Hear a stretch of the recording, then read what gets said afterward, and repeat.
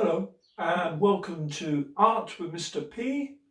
This week we're revisiting collage, and you'll remember from our previous video, collage is very much about producing instant colour and texture and all about shape, and there are a whole range of hand skills associated with collage. For us, essentially, it's going to be about tearing, cutting and sticking. Now I'm going to ask you to put together a collaged underwater scene. So we'll see how that goes.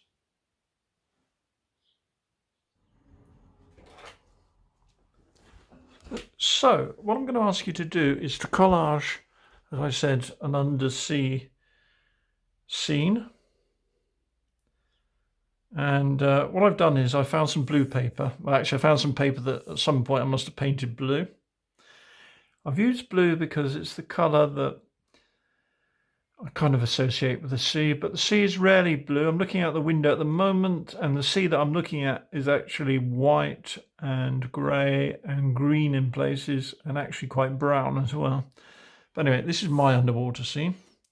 I've found some wrapping paper which has been scrunched up, and I've ripped it out so it looks a little bit like undersea rocks. So that's where I'm at. Now I'd like to do some, I'd like to produce something that maybe looks a little bit like seaweed. So I found this fabric, and I think I'll cut this into long tentacly pieces, yeah? Okay, so I'm cutting these into long swirly pieces. Now, you've got to have the right scissors and the right fabric for this to work. But do your best. Now, it doesn't need to be fabric, of course. This is only a starting point. How you progress this is up to you. Yeah, these are just my ideas. Okay, so I'm going to put these down. I think I'll put them down here.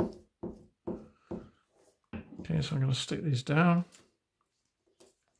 And what I'm going to do is not stick them down flat.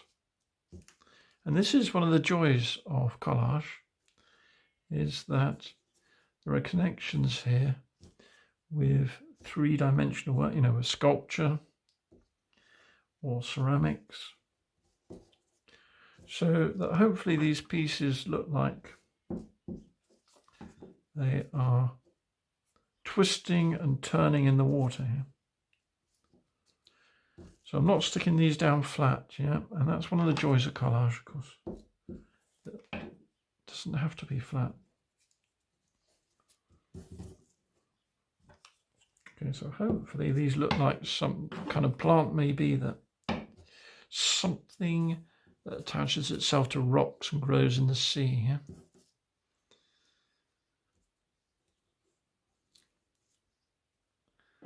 Bit glue up here. So we've got water, we've got rocks, we've got seaweed. Let's do some more seaweed. Look, I've got this rough Hessian fabric. I think that works quite well. I quite like that. So I'm going to do similar again. So I'm cutting some strips here. Maybe only 3 this time. And I'm going to put these strips down here, I think. And again, when I stick these down, I'm trying not to stick them down so that they're flat. Although this Hessian is a little bit stiffer and a little bit more difficult to work with. There it is. Okay, so we got sea, rocks, seaweed. Right, I'd like to produce some fish now. And I have found some papers from previous sessions, some painting we once did. This one, so I'm going to put that aside for a moment. I'm going to turn this painted piece of paper over, and I'm going to draw fish on the reverse side. So something like that. And another one.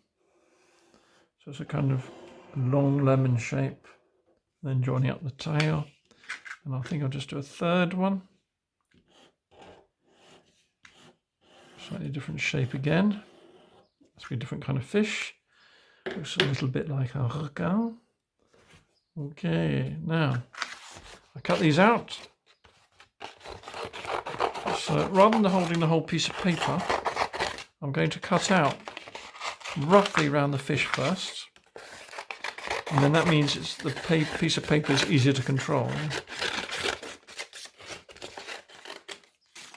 Okay, I can put that aside, so that's much easier to handle, isn't it? Yeah, and I cut this out. So the reason I drew on the back of the paper is so that when I then turn this around and stick it down, I think I'm going to put a mouth in there. I can't see the line that I've drawn, and it will look much better for it. Yeah. So that we have a green fish there. And I've got a feeling we're going to get another green fish. I'm going to put a little fin in, I think. There we are. Making it up as I go along. This one's got a much bigger tail, isn't it? Different shapes. So like a collage, very good, making quick shapes, yeah. Oh, look at that. And then this one. Faisons d'un peu regarde. So there we are. Got 3 fish.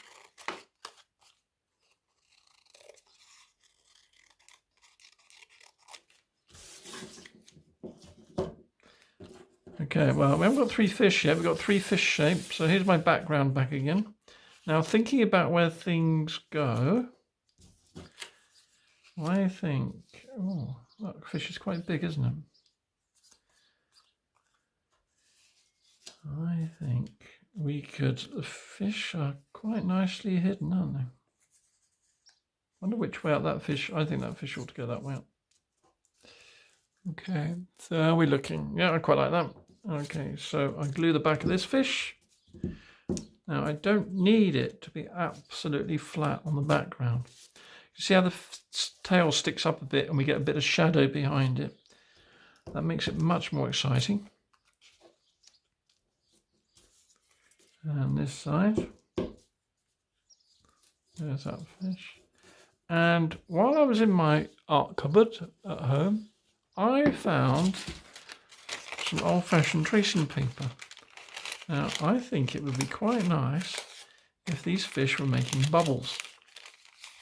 And I was thinking that the tracing paper would make very good bubbles indeed. So I'm going to cut out. Now, you might want to draw the circles first, yeah? I've been doing this a long time, so I'm quite good at it, he says. Not doing a very good job. But there we are. That one could be up there. Just going to put a few bubbles on here. Right, so fish are breathing bubbles. Stick those down.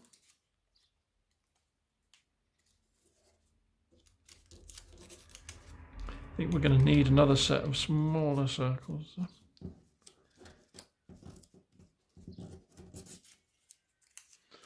Nails are always an advantage in this situation. Wonder if that's the top. Wonder if that's where the sea meets the sky. And another bubble here. I think we're going to cut out smaller circles. As the air comes out of the fish, the circles get bigger. So I'm going to stick a circle in there, and a circle in there, coming out of the fish, and another one over here. And then for the pièce de résistance, I have also found some of these, which no doubt have come off an old shirt. And I think they look rather a lot like eyes. So I'm going to stick one eye in here and one eye up here.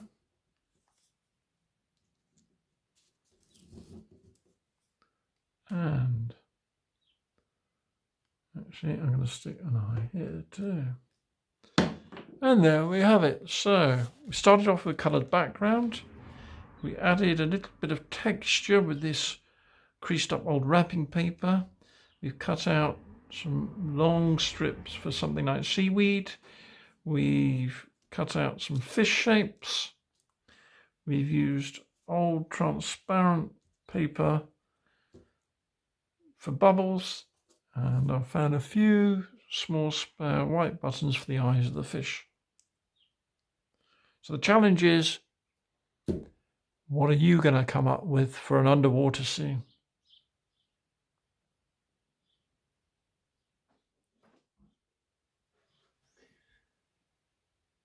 So in this week's collage, we've looked at various visual elements. We've thought about line, and we've thought about shape and colour and texture. And essentially what we've been up to is cutting and sticking. But we've had to make a lot of decisions about how we arrange the different things on the page. And in doing that, what we've done is we've given the page depth. So there's a kind of connection with 3D work here. Next week, we'll be going back to drawing again. And I'll see you then. Bye-bye.